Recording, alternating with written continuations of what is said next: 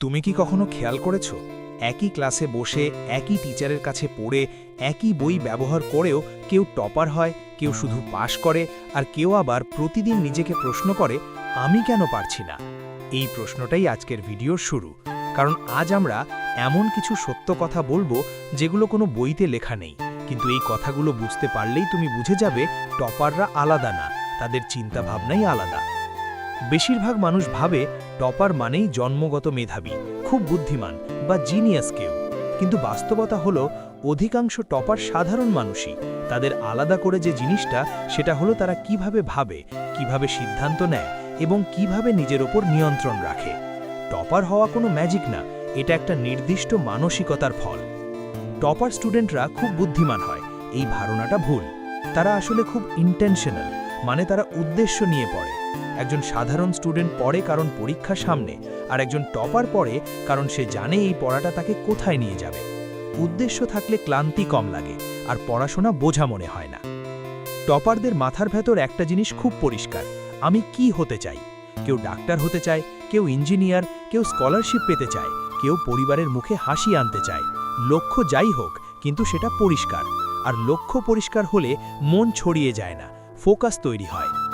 অনেকে ভাবে টপাররা সারাদিন পড়াশোনা করে, কিন্তু বাস্তবে টপাররা অল্প পড়ে কিন্তু গভীরভাবে পড়ে। তারা অপ্রয়োজনীয় টপিক বাদ দেয়, গুরুত্বপূর্ণ জিনিস বারবার রিভিশন দেয় এবং না বুঝে মুখস্থ করে না।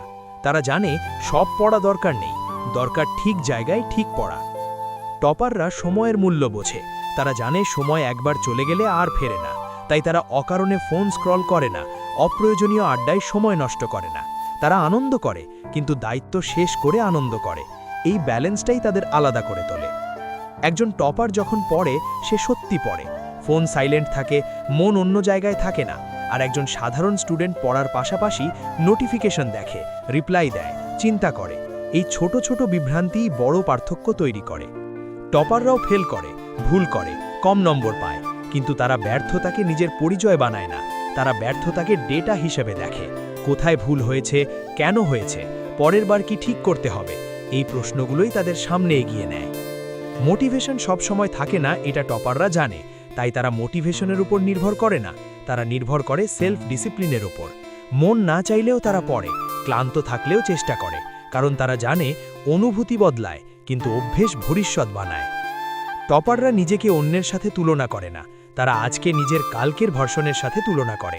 আমি আগের চেয়ে ভালো হলাম তো, এই প্রশ্নটাই তাদের চালায়। এর ফলে তারা কম হতাশ হয় এবং বেশি স্থির থাকে। টপাররা বিশ্বাস করে আমি শিখতে পারি, আমি উন্নতি করতে পারি। তারা বলে না আমি পারি না, তারা বলে আমি এখনও পারছি না। এই ছোট্ট শব্দটা এখনও তাদের মানসিক শক্তি কয়েক গুণ বাড়িয়ে দেয়। সবাইকে খুশি করতে গিয়ে টপাররা নিজের লক্ষ্য নষ্ট করে না। অপ্রয়োজনীয় ইনভাইট, সময় নষ্ট করা মানুষ, লক্ষ্যহীন কাজ, এগুলোর জায়গায় তারা পরিষ্কারভাবে না বলতে পারে, কারণ তারা জানে সব কিছু করলে কিছুই ঠিকভাবে করা যায় না। টপাররা শুধু পড়াশোনা করে না, তারা নিজের মানসিক যত্নও নেয়। তারা ঘুম ঠিক রাখে, মাঝে মাঝে বিরতি নেয়, নিজের সাথে কথা বলে, কারণ তারা জানে একটা সুস্থ মস্তিষ্কই ভালো রেজাল্ট তৈরি করতে পারে। দিন শেষে টপাররা নিজেকে প্রশ্ন করে আজ কি শিখলাম, কোথায় ভুল করলাম, কাল কি ভালো করব।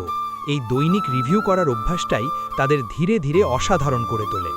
টপাররা পারফেক্ট না, তারা আলাদা গ্রহের মানুষ না, তারা শুধু একটু বেশি সচেতন, একটু বেশি ধৈর্যশীল আর একটু বেশি দায়িত্বশীল। এই একটু একটু মিলেই বড় পার্থক্য তৈরি হয়। যদি তুমি এখনও ভাবো আমি কখনো টপার হতে পারবো না, তাহলে আজ থেকেই চিন্তা বদলাও। টপার হওয়া কোনো জন্মগত গিফট না, এটা একটা মাইন্ডসেট। আজ যদি তুমি মাত্র 1% ভালো হওয়ার চেষ্টা করো, 6 মাস পরে তুমি নিজেকেই চিনতে পারবে না। এই ভিডিওটা যদি তোমাকে একটু হলেও ভাবাতে পারে, তাহলেই এই ভিডিও সফল।